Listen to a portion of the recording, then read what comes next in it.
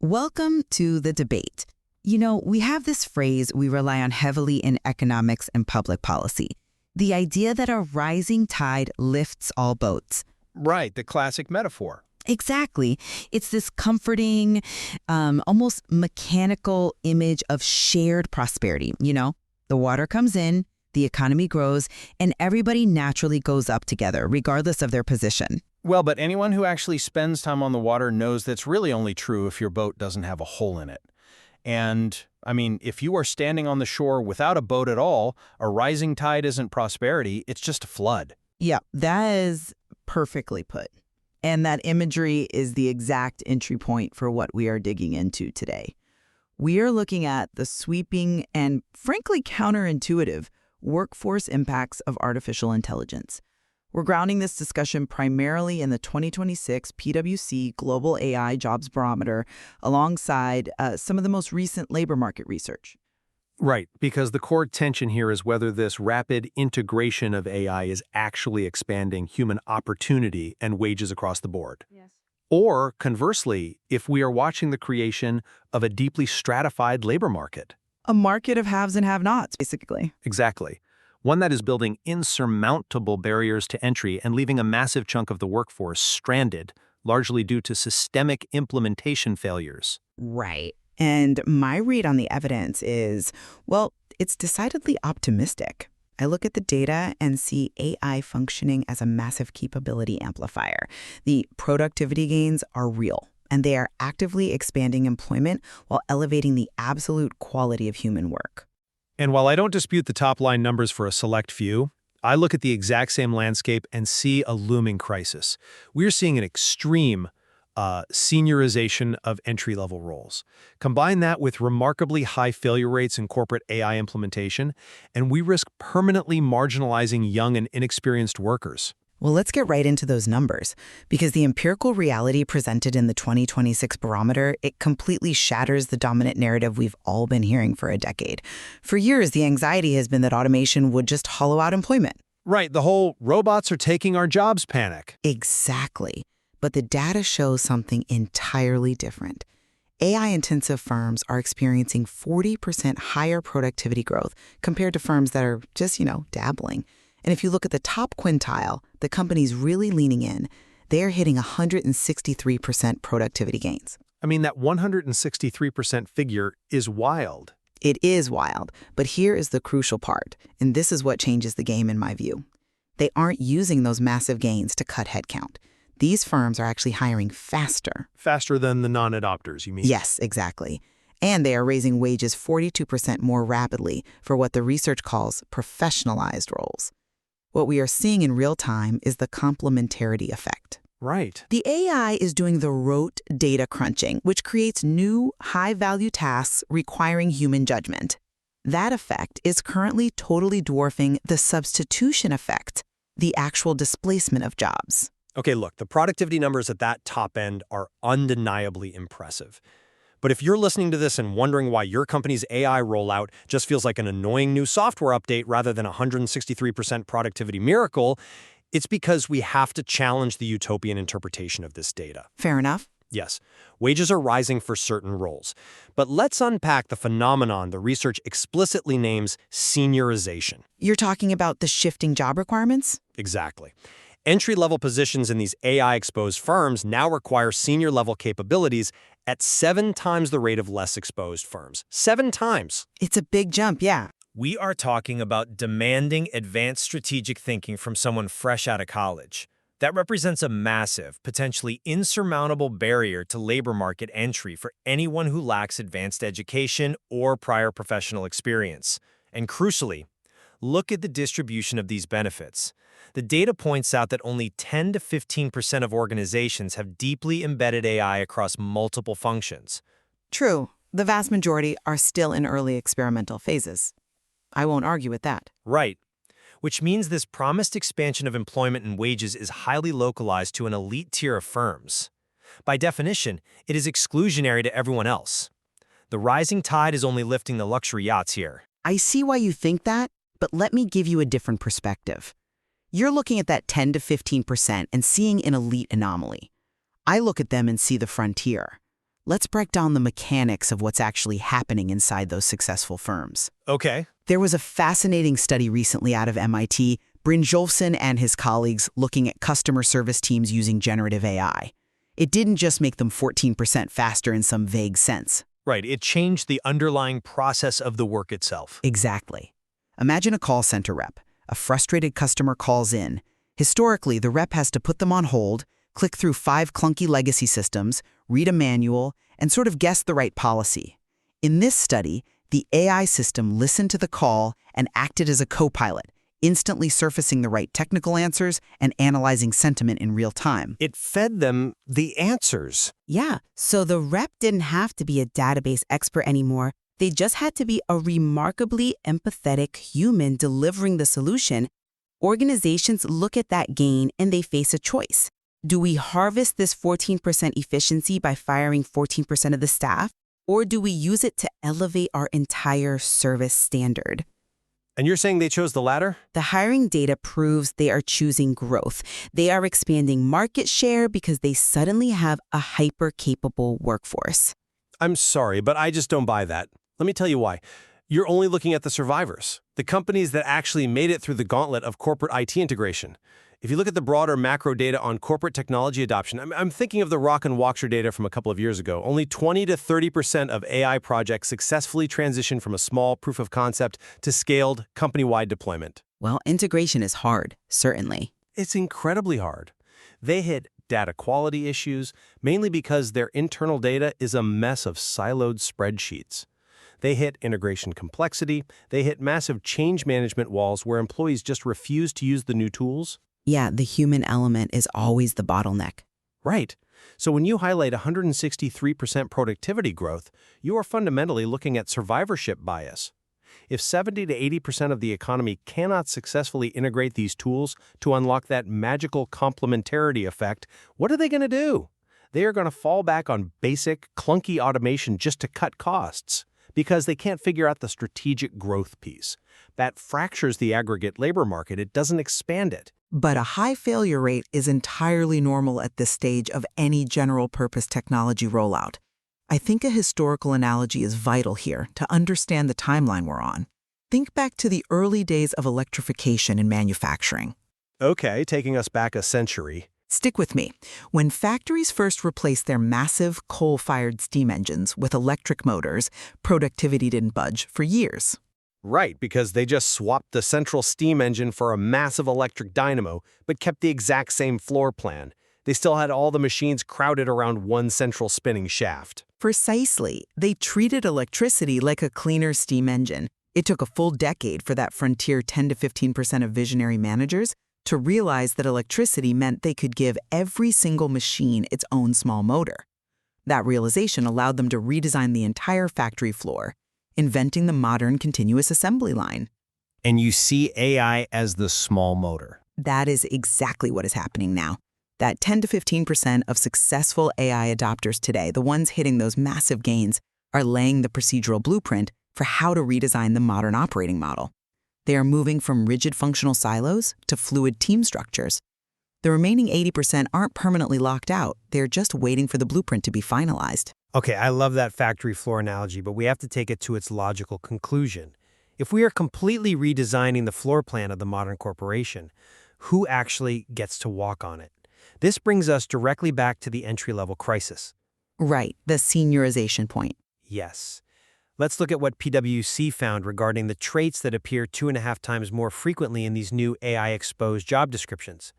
They are asking for empathy, complex judgment, and creative problem-solving. Because the machine is handling the procedural, computational tasks. Exactly. The human is left with the deeply human tasks. But here is the mechanical problem with that, and it's a profound one. Historically, human beings learn judgment and complex problem-solving in a corporate environment by grinding through the routine work. You learn how the financial system works by doing the tedious data entry for 2 years. You learn strategy by formatting the boring slide decks and seeing how your manager tweaks them. You build the mental models through repetition, essentially. Right, so if the AI automates all of that foundational routine work, If the machine builds the deck and cleans the data, how does a 22-year-old with zero industry experience build those advanced mental models?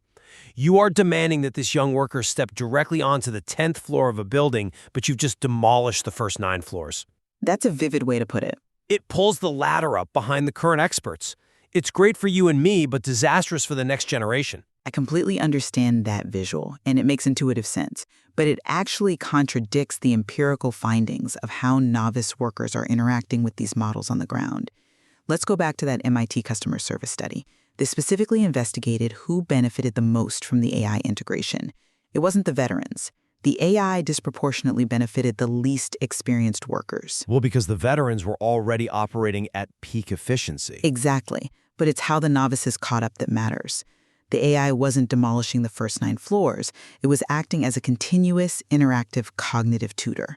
Think about what happens when a top performer handles a complex problem.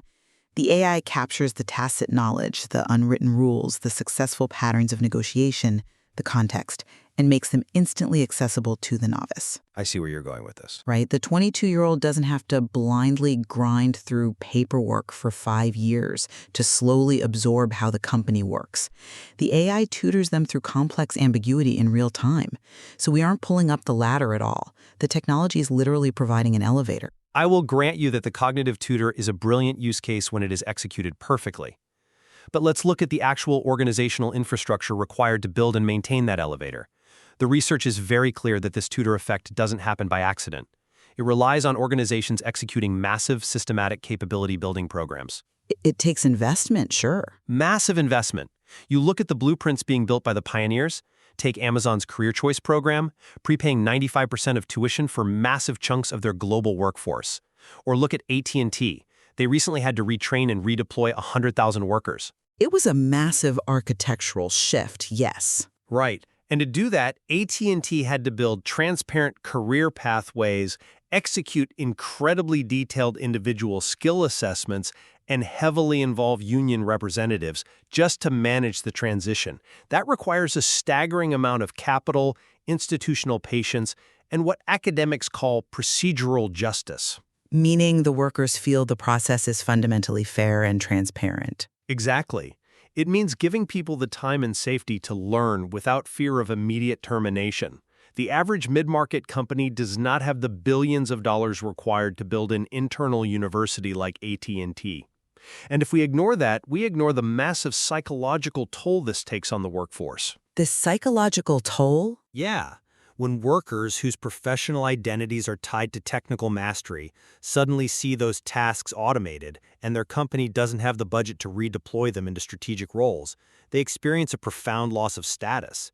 They might remain technically employed, but they become psychologically disengaged. It's a completely hollow victory. The psychological dimension is critical, and it's exactly why the source material puts such a heavy emphasis on communication and expectation alignment. When workers feel AI is being done to them, rather than with them, of course they disengage. But we have to recognize that as a failure of management, not a failure of the technology. The literature outlines how participatory design approaches completely flip this dynamic.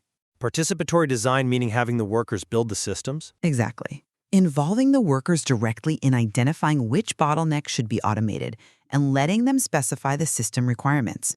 When you give workers algorithmic transparency, when they understand how the tool works and have a mechanism to contest or override its outputs, you shift their perception. It gives them agency. Yes, the AI goes from being an opaque threat to a customized tool they control. The transition period is bumpy, no question, but the reward on the other side is a daily workflow that is far more intellectually engaging and materially rewarding. But you are still relying on an immense amount of corporate capital and benevolence to facilitate that smooth transition. If only the tech giants can afford to build these elevators, does that mean we are just geographically and demographically cordoning off who gets to go to the top floor? The Siemens and Raj research shows that AI adoption rates correlate incredibly strongly with regional concentrations of computer science graduates and venture capital. The classic clustering effect. Yes, exactly. We are concentrating all this wealth and all these productivity gains in a handful of major tech hubs. Meanwhile, regions without that dense digital infrastructure fall further and further behind, and it's not just geography. Think about how algorithmic sorting actually functions in the labor market. You're worried about bias. Heavily. If these systems are trained on historical hiring data, they just learn to pattern match the past. They learn to hire the exact same type of person from the exact same universities, creating a closed loop of prosperity for a very specific demographic in a very specific zip code. Without perfect procedural justice, AI merely entrenches existing privilege. That's an interesting point, though I would frame it differently. That's a real concern if we just blindly replicate the past. But let's look at the actual mechanisms of how the technology is evolving past human limitations. First, on geography. The very same digital infrastructure that enables AI also enables incredibly robust remote work capabilities. We are seeing a transition towards skills-based organizational models. Where work is decoupled from rigid job titles? Yes, companies are building internal talent marketplaces. They break down a massive project into specific skill requirements, and the AI matches those requirements to talent anywhere in the world. They aren't bound by geographic clustering anymore. AI provides the infrastructure to distribute high-value work globally. Okay, but what about the historical sorting? The bias? Regarding the talent pool and historical sorting, let's look at how Unilever approached their recruitment. They implemented AI-powered initial screening tools. Instead of entrenching a closed loop, the AI dramatically expanded their candidate pools. How so? Because usually algorithms just look for Ivy League keywords. Because human HR reps are the ones who use those superficial shortcuts. A human recruiter is overwhelmed with 1,000 resumes, so they use heuristics. They look for familiar college names or past employers. The AI doesn't get tired. Unilever designed the system to look past the superficial resume markers and evaluate the underlying skill assessments. So it ignored the brand names on the resume. Precisely. By ignoring the traditional signals that human recruiters get distracted by, the AI actively broadened the types of people who made it to the interview stage. It was a mechanical expansion of the labor pool, not a restriction of it. That's a compelling argument. But have you considered that this assumes a level of intentional, long-term organizational design that runs fundamentally counter to the traditional operating model of the past 50 years? Unilever is a great case study in procedural justice and talent expansion. But traditional management, especially in publicly traded companies, is structurally incentivized to capture efficiency gains entirely as profit or executive compensation. You mean the shareholder-centric model? Exactly. They are pressured for quarterly earnings. You are asking these companies to suddenly adopt long-term capability development, to provide protected time for learning, and to prioritize workforce transition over a quick, short-term cost reduction. The evidence shows it works beautifully when they do it, but the structural incentives of the market actively discourage them from even trying. I'd argue the market incentives are actually shifting right now to align with these exact long-term practices. There is compelling research analyzing the relationship between AI adoption and overall firm value. The companies increasing their strategic AI investments, the ones building those internal marketplaces and retraining their workforces, are experiencing significant stock price appreciation. But is the market rewarding the retraining or just the tech acquisition, just saying we bought AI? The market is recognizing that strategic AI capabilities are the only sustainable value creators. Capital markets aren't just rewarding companies for slashing headcount anymore. They are rewarding companies that figure out how to scale their human capability. Think about the competitive imperative here. If a firm chooses your defensive, cost reduction route, say they use AI to fire 15% of their staff, they might get a one-quarter bump in margin. Right. But they are going to immediately lose market share to the competitor who used AI to increase their operational throughput by 40% and drastically elevate their customer experience. The market itself is going to punish the firms that fail to invest in their workforce architecture. Well, the market punishing laggers is exactly what terrifies me, because when a company is punished by the market, who actually suffers? The executives get a golden parachute and the workers get laid off. If 70 to 80% of firms fail to implement this properly and they get systematically outcompeted by the frontiered 10%, we are going to see massive corporate consolidation. It's a valid structural concern. We are going to see millions of workers displaced from those falling mid-market firms. And when those displaced workers go looking for a new job, they're going to face a labor market where the entry-level requirements have been seniorized entirely out of their reach. which necessitates a broader conversation about transition security. Exactly. Fluidity requires a foundation of security. We know that workers need income security during these transition periods. We need extended notice, robust redeployment programs, credentials they can carry from one company to the next. My argument is that we cannot simply leave this to the goodwill of individual HR departments or the theoretical efficiency of the market. Without systemic, structural frameworks to manage this transition, the costs of this technological leap will be entirely externalized onto the most vulnerable workers. I think that brings us to a perfect point to synthesize what we are seeing in the evidence. Because while our trajectories differ, we are fundamentally looking at the same map. My perspective, grounded in the empirical data from PwC and the broader economic research, is that we are crossing the threshold into a profound paradigm shift. A shift toward expansion. Yes. The evidence strongly supports that when organizations treat AI as a capability amplifier, they win. When they invest in strategic workforce architecture, they don't just maintain employment, they actively raise wages, they hire faster, and they elevate the fundamental nature of what humans do all day, shifting us toward empathy, complex judgment, and creativity. The productivity and complementarity effects aren't theoretical. They are measurable right now. They offer a proven, sustainable path to broader prosperity. We have the roadmap, and the pioneers following it are proving that automation really can raise all boats. And my summary remains focused on the structural integrity of those boats. The localized gains for those successful early adopters are absolutely stunning, but the systemic risks cannot be dismissed as mere friction. When entry-level jobs suddenly demand senior-level skills at a sevenfold increase, we are fundamentally altering the on-ramp to economic stability. The missing on-ramp. Right. When you combine that missing on-ramp with high implementation failure rates, the massive capital required for retraining, and the geographic clustering of tech resources, you have the recipe for a starkly divided labor market. The tools to fix this, participatory design, skill-based hiring, transition security, exist in the source material, but they run counter to decades of defensive, cost-cutting corporate culture. Unless we prioritize those inclusive frameworks, the AI transition threatens to leave a massive portion of the workforce permanently stranding. I think what we both firmly agree on is that realizing the true potential of artificial intelligence requires us to completely abandon zero-sum thinking. Absolutely. We have to stop viewing this as a simplistic competition between human and machine. It's about how humans and machines collaborate to outcompete older models. Exactly. It requires a fundamental redesign of how organizations operate.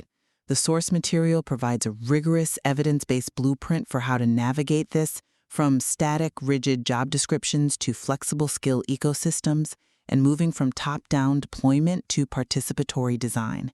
The choice facing every organization right now is stark. Do you choose the hard path of strategic capability expansion, or do you fall back on the easy, defensive path of cost reduction? If you're listening to this, observing the changes in your own workplace, we will leave it to you to draw your own conclusions about which path the broader economy will ultimately take. It really just comes down to whether we are going to build an ark for a lucky few, or if we are going to do the hard work of figuring out how to safely navigate the rising tide for everyone. A perfect way to leave it. Thank you for joining us for this intellectual exchange. Until next time, keep questioning the consensus.